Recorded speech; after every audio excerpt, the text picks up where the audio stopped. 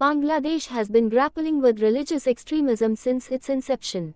The world must take notice of the radical Islamist organizations in Bangladesh and their terror links. This is very significant for India as Bangladesh is a neighbor country and Hindus in Bangladesh have been facing a severe onslaught of Islamic extremism.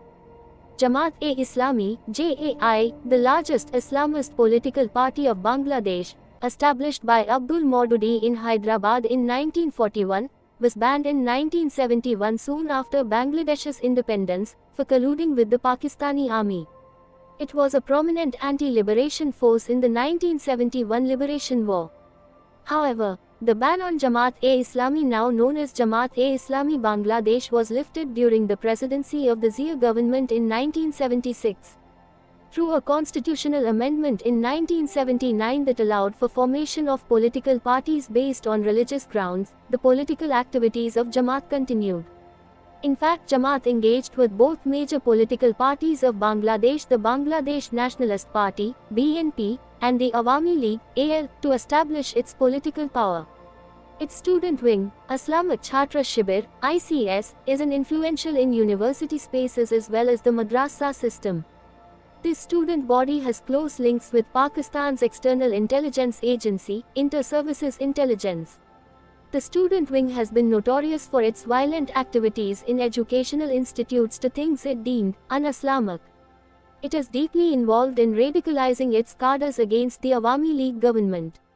A number of extremist groups emerged in the 1980s and 1990s in Bangladesh. To name a few: Muslim Millat Bahini (MMB), Hezb-ut-Tahrir (HT), Harkat-ul-Jihad al-Islami Bangladesh (HUJIB), Hezb-ut-Tawheed (HUT), Jagrata Muslim Janata Bangladesh (JMJB), Jamaat-ul-Mujahideen Bangladesh (JMB).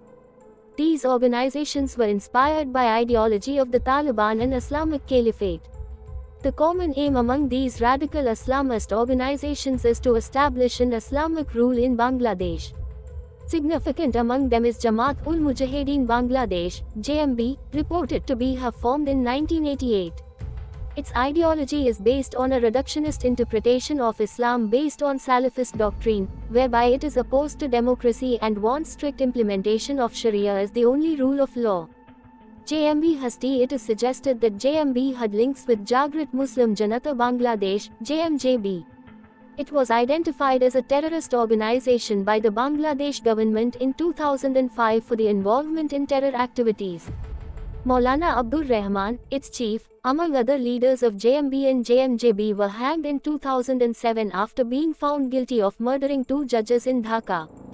JMB is also reported to have links with Pakistani terrorist group Lashkar-e-Taiba (LAT), whereby JMB members are claimed to receive training from LAT in Pakistan. It received funding from individual sympathizers who worked in Kuwait, UAE, Bahrain, Pakistan, Saudi Arabia and Libya, as well as international NGOs based in West Asia. Most of the above-mentioned radical Islamist organizations faced strict military crackdown by 2007, which is why the intensity of terror attacks got largely subdued till 2013. Since 2013, Bangladesh has witnessed a new, violent surge of terror attacks.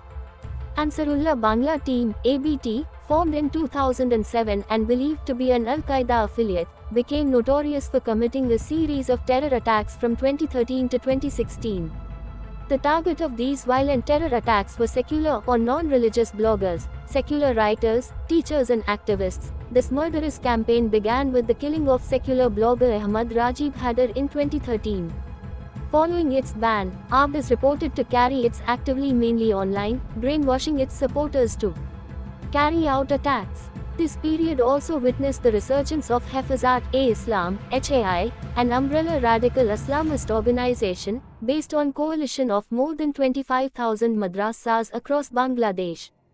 The incident that shook Bangladesh was the 2016 Holy Artisan Cafe hostage crisis, where Bangladeshi militants killed 22 persons, mostly foreigners. Islamic State (IS) claimed responsibility for the attack. A stark difference noticed in patterns of terror attacks since 2013 is that the attackers were highly educated and mostly belonged to affluent families. This indicates the growing attraction of urban, educated, elite youth in Bangladesh to radical Islamist ideology. The reason behind this trend is the successful use of cyber tools by tech-savvy, Islamist militant outfits. In a nutshell, the growing Islamic extremism is yet another ticking bomb that needs to be defused. The sooner it is done, better it would be for Bangladesh as well as for rest of the world.